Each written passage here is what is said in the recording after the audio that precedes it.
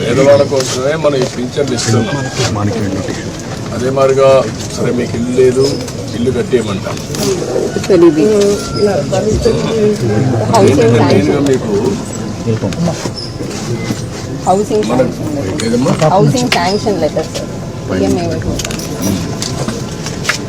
ఇప్పుడు ఇల్లు కూడా ఒకటి శాంక్షన్ చేస్తున్నారు, కట్టిస్తారు. ఆయన పాములు సార్ ఆయన పేరు మీద వచ్చింది.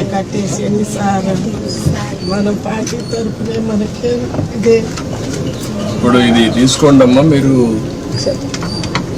సిఆర్డిఏ మీరు కలిసి ఏరియాలో ఉండే వాళ్ళకి ఇండ్లు ఇలాంటి వాళ్ళకి కొంతమంది కట్టుకోలేని కట్టిద్దాం.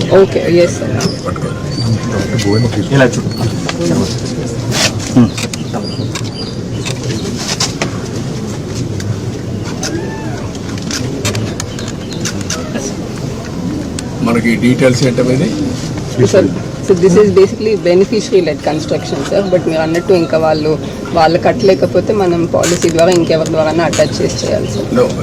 What is the amount? 1.8 1.8 నేను ఇల్లు కట్టేయమంటాను, చెప్తాను. కట్టి మీకు ఎట్లా చేయాలో చేస్తాను అన్నట్టు చేపిస్తాం.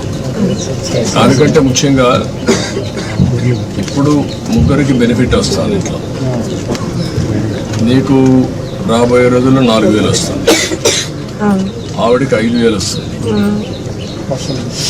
మీకు ఒక 4,000 వస్తుంది. 4, 4, 8 + 5 13,000 వస్తుంది. 13,000 వచ్చినప్పుడు మీరు కొద్దిగా సంపాదించుకుంటున్నారు. వీళ్ళిద్దరిని చదివించుకొని వాళ్ళకి చదువుకు అవన్నీ ఏం చేయాలో అవన్నీ చేస్తూ ఉంటాం గవర్నమెంట్. కానీ 10 రూపాయలు సంపాదించుకునే మార్గం ఎందుకు ఆలోచించకూడదు? మీరు మీ కష్టార్జితంతో మీరు బతుకుతున్నారు. ఒక్కసారి పిల్లల్ని బాగా చదివించారనుకో మీ జీవితాలు మారు. ఇంకా డబ్బులు సంపాదించే మార్గం ఏంటి? నేను అన్నీ ఆలోచిస్తున్నా.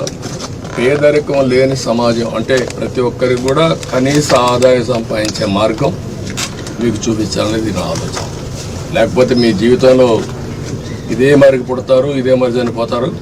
ఈ పిల్లలు కూడా ఇప్పుడు చదువుకుంటున్నారు. కనీసం ఏదంతవరకు మంచి పని చేశాం, అది శుభసూచకం. ఈ పిల్లల భవిష్యత్తు బాగుంటుంది. ఏంట్రా మీరు ఆలోచిస్తున్నారా? ఏం ఆలోచిస్తున్నారు? బాగా చేయాలని ఆలోచిస్తున్నారు. ప్రతిరోజు చదువుకుండా బాగా క్లాసులో మంచి ర్యాంక్ వస్తుందా? ఎంత వస్తుంది? 310 వచ్చాయి 500కి. నీకంటే ఇంకా ఎంతమంది బాగా వచ్చారు? వాళ్ళకంటే నువ్వు ఎందుకు ముందు? నువ్వేంట్రా 7th క్లాస్లో కామన్ ఎగ్జామ్ అయింది కదా, అయిందా? అప్పుడు ఎంత వచ్చాయి మార్క్? 100కి 80 వచ్చాయి. నీకంటే ఎక్కువ వరకు వచ్చాయి. ఎవరు వాళ్ళు? ఇద్దరికి వచ్చింది. వాళ్ళకంటే ఎక్కువ నీకు ఎందుకు రావు? మీ అమ్మ కష్టపడతాను కదా, నీకోసమే కదా, కూలి పని చేసి చదివిస్తాను కదా, నువ్వు కూడా పట్టుదల చదవాలి కదా. ఓకే, చదువుకోండి బాగా, పైకి వస్తారు. నేను అన్నీ ఆలోచిస్తాను. ఆలోచించి మిమ్మల్ని ఎట్లా ఆర్థికంగా పైకి తేవాలి. ఇప్పుడు గవర్నమెంట్ ఇచ్చే సహాయం ఇస్తూనే మీరు 10 రూపాయలు అదనంగా సంపాదించుకొని ఖర్చు తగ్గించుకొని భవిష్యత్తుకు కూడా ఒక భరోసా ఉండేట్టుగా మీకు ఆలోచించేద్దాం. సరేనా? ఇమ్మీడియట్గా చేస్తాను, నేను చెప్పాను కదా, అయిపోతుందండి.